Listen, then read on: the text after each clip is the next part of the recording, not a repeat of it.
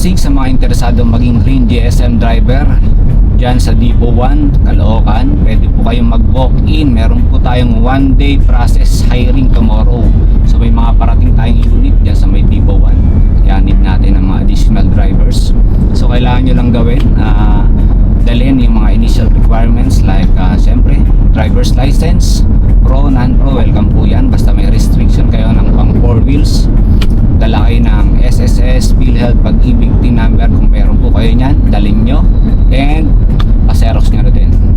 So tomorrow, dahil 1-day process tayo, special day syempre lang kahit natin yan, meron po tayong mga gift certificate sa mga applicant.